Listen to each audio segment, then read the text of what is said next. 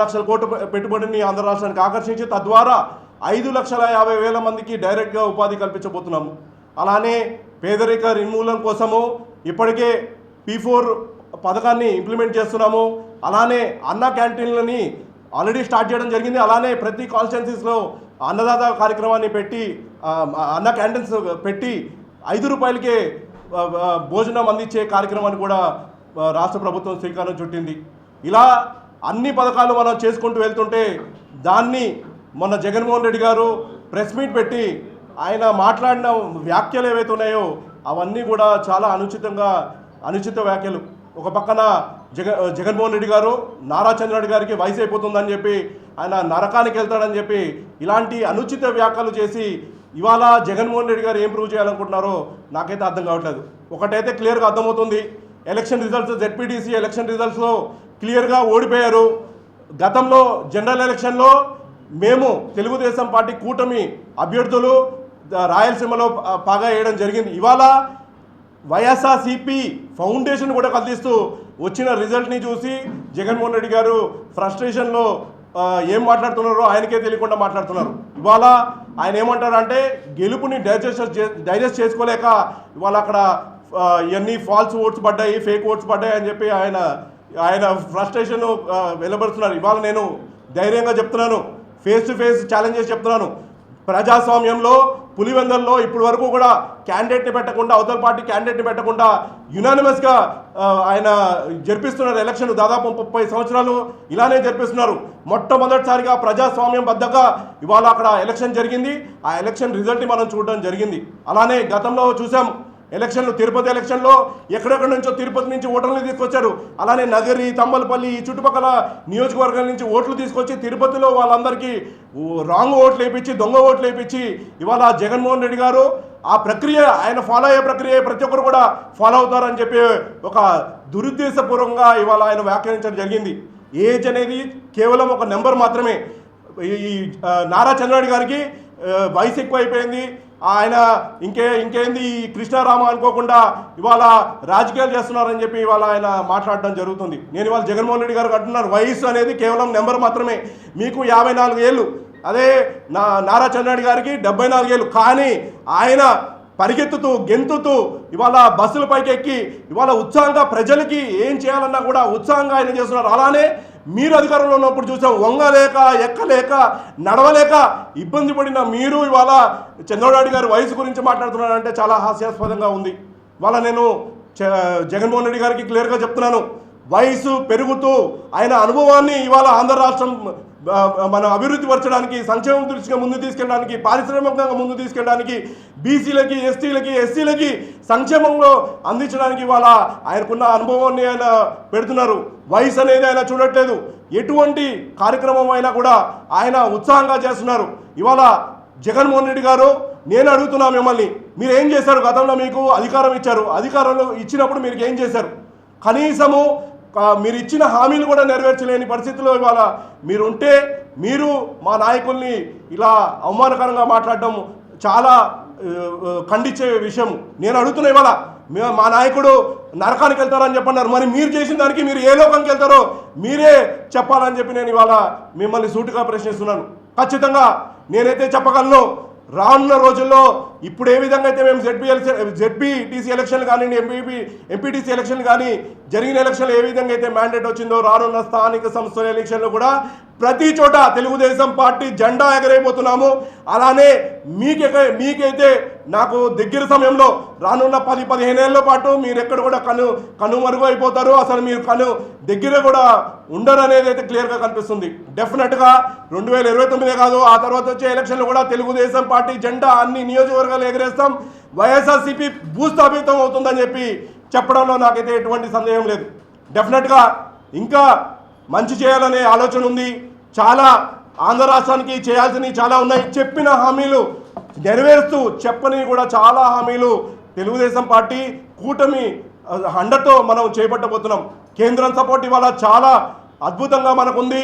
బీజేపీతో మనం అలయన్స్లో ఉండడం వల్ల ఇవాళ కేంద్రం నుంచి వచ్చే మనకు నిధుల వల్ల మనం ఇవాళ అమరావతి డెవలప్మెంట్ చేసుకోగలుగుతున్నాము, పోలవరం నిర్మాణం చేసుకోగలుగుతున్నాం. అలానే నీటి ఏవైతే నీటి ప్రాజెక్ట్స్ ఉంటాయో అవన్నీ కూడా మనం కొత్తగా చేపట్టడానికి ఇవాళ రాష్ట్ర ప్రభుత్వం పూనుకుంది.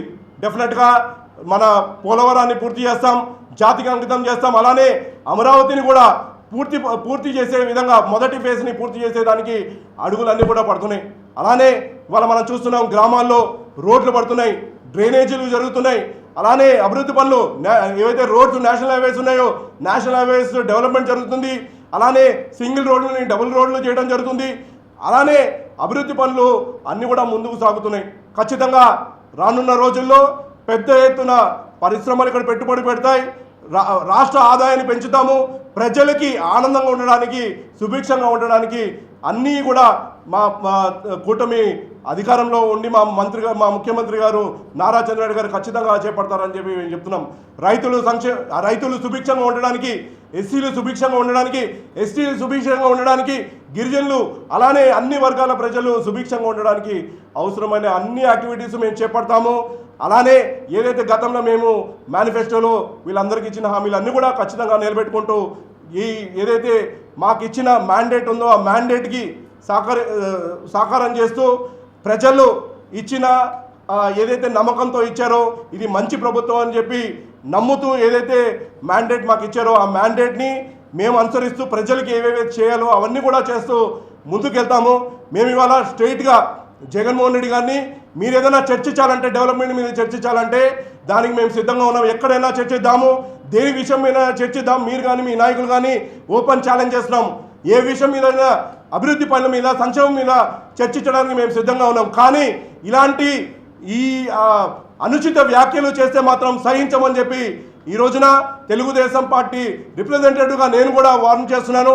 డెఫినెట్గా రానున్న రోజుల్లో ప్రజలే మీకు బుద్ధి చెప్తారు అని సందర్భంగా తెలియజేస్తూ ఈ అవకాశం కల్పించినందుకు ఆంధ్ర రాష్ట్ర ప్రజలకి అలానే ముఖ్యంగా పాత్రికా మిత్రులందరూ కూడా హృదయపూర్వకంగా ధన్యవాదాలు తెలియజేసుకుంటూ సెలవు తీసుకుంటాను.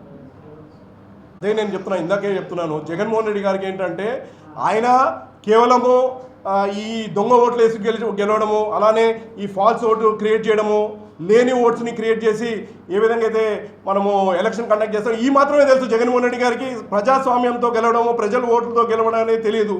అందులో దానికి ఆయన ఉద్దేశం ఏంటో క్లియర్గా తెలుస్తుంది. ఇవాళ మేము ఎంత సంక్షేమం అందిస్తున్నాం, ఇవాళ కూటమి ప్రభుత్వం ఎంత సంక్షేమం అందిస్తుందో ప్రజలందరూ కూడా చూస్తున్నారు, చాలా ఆనందంగా ఉన్నారు.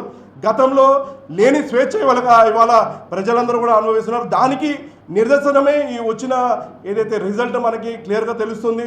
అందరూ కూడా ఓట్లు వచ్చారు, స్వతంత్రంగా ఓట్లు వేశారు, వాళ్ళకి ఎవరైతే నచ్చారో వాళ్ళు ఓట్లు వేశారు. కాబట్టి కనీసము డిపాజిట్ కూడా లేకుండా ఇవాళ జగన్మోహన్ రెడ్డి గారు మరొకటి మాట్లాడారు, మా బూత్లో ఏజెంట్లు కూడా లేరు, ఏజెంట్లు లేకుండా మీరు ఎలక్షన్ ప్రక్రియ పెట్టారంటే ఇవాళ వైఎస్ఆర్సీపీ పార్టీ ఎంత దుస్థితిలో ఉందో మనకు అర్థమవుతుంది. కనీసము మీరు బూత్ ఏజెంట్ కూడా పెట్టుకోలేని పరిస్థితిలో ఇవాళ ఉండి మీరు దాన్ని కూడా కూటమి మీద రుద్దారంటే దాన్ని బట్టి అర్థమవుతుంది మీ పరిజ్ఞాన శక్తి, తర్వాత మీ ఏదైతే దురాలోచన ఉందో అది అర్థమవుతుంది. ఖచ్చితంగా జగన్మోహన్ రెడ్డి గారికి అయితే ఒకటైతే అర్థమైపోయింది, మనం గెలిచేది లేదు, ఇంకా మనం తట్టా పుట్టా సర్దుకోవాల్సిందే అని ఫ్రస్ట్రేట్ అయ్యి మాట్లాడినట్టయితే నాకు అనిపిస్తుంది.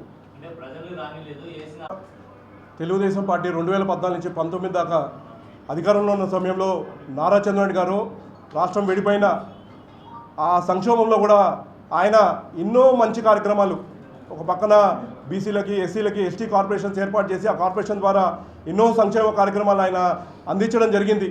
అలానే ఎన్నో మంచి కార్యక్రమాలు మనం చూసాము, నీరు చెట్టు కింద, అలానే రోడ్స్ డెవలప్మెంట్ కానివ్వండి, ఇలాంటి ఎన్నో పనులు చేస్తూ ఆయన ముందుకు సాగారు. కానీ 2019లో అధికారంలోకి వచ్చిన జగన్మోహన్ రెడ్డి గారు ఏం చేశారు? 5 ఏళ్లలో కేవలము దౌర్జన్యం తప్ప ఎక్కడ కూడా 5 ఏళ్లలో ప్రజా పరిపాలన ఎక్కడ కూడా జరగలేదు. డాక్టర్ సుధాకర్ గారు ఎస్సీ సామాజిక వర్గం సంబంధించిన ఆయన కేవలం మాస్క్ కరిగారని చెప్పి ఆయనని పిచ్చోడుగా చిత్రీకరించి నడి రోడ్డు మీద గుండు కొరిగించి ఆయన ఆత్మహత్య చేసుకునే విధంగా చేశారు. చంద్రయ్య ఆయన చనిపోవడానికి కారణం మీ పార్టీ. అలానే స్వేచ్ఛ వాయులు, మహిళలపైన దాడులు బాగా పెరిగిపోయి 2019 నుంచి 2024 దాకా బాగా పెరిగిపోయి అన్నీ కూడా అంటే కేవలము విధ్వంసంతోనే రాష్ట్రాన్ని నడిపి ఇవాళ మీరు స్వేచ్ఛ వాయులు లేవు ఇవాళ ఆంధ్ర రాష్ట్రంలో అని చెప్తుంటే అది హాస్యాస్పదంగా ఉంది. డెఫినెట్గా జగన్మోహన్ రెడ్డి గారికి ప్రజలు ఆల్రెడీ మీరు చేసిన దౌర్జన్య పాలనకి ఆ సమాధానం 2024 ఎలక్షన్లోనే చెప్పడం జరిగింది. రానున్న రోజుల్లో కూడా ఖచ్చితంగా కనీసము జగన్మోహన్ రెడ్డి గారికి మాట్లాడే నైతిక హక్కు కూడా లేదని చెప్పి నేనైతే భావిస్తున్నాను. ఎందుకంటే ఆయన చేసిన పరిపాలన అందరూ కూడా క్లియర్గా ఆంధ్ర రాష్ట్ర ప్రజలందరూ కూడా తెలుసు. దాన్ని బట్టి ఆయనకు వచ్చిన మ్యాండేట్ ఇంకా రానున్న రోజుల్లో కూడా స్థానిక సంస్థలు కానివ్వండి, రేపు రాబోయే ఎలక్షన్లు కూడా జనరల్ ఎలక్షన్లు కూడా ఆ సమాధానము ప్రజలు ఓట్ల రూపాన ఆయనకి తెలియజేస్తారని చెప్పి ఈ సందర్భంగా నేను తెలియజేస్తున్నాను. 636 ఓట్లు కూడా వాళ్ళకి వేయాల్సిన అవసరం ఏముంది? అదే నేను చెప్పేది ఏంటంటే 636 ఓట్లైనా వాళ్ళకి రావాల్సిన అవసరం లేనే లేదు. యాక్చువల్ చెప్పాలంటే పులివెందుల్లో వాళ్ళు చేసిన అక్రమాలకి, అక్కడ చేస్తున్న దౌర్జన్యానికి కనీసం 636 ఓట్లు కూడా వాళ్ళకి రాకూడదు యాక్చువల్ చెప్పాలంటే. కానీ వాళ్ళ బేస్, వాళ్ళ ఫౌండేషన్ అది కాబట్టి, ఏదైతే పులివెందుల వాళ్ళ ఫౌండేషను అలానే చాలా డబ్బు ఇవాళ మాకు తెలిసిన ఇన్ఫర్మేషన్ ఏంటంటే వాళ్ళ నాయకులందరూ కూడా ప్రతి ఒక్కరికి కాల్ చేసి మీకు డైరెక్ట్గా మేము ఫోన్పే చేస్తాము, గూగుల్ పే చేస్తాము, ఇంత డబ్బు ఇస్తామని చెప్పి ఆ పెట్టిన ప్రలోభాలకి వచ్చిన ఓట్లే 636 ఓట్లు. కానీ వాళ్ళు ఎలక్షన్ ఎక్కడ కూడా చేయలేదు. కనీసము బూత్లో ఏజెంట్ పెట్టుకోలేని శక్తిలో ఇవాళ వైఎస్ఆర్సీపీ పార్టీ ఉంది. అదే దానికి క్లియర్ ఇండికేషన్.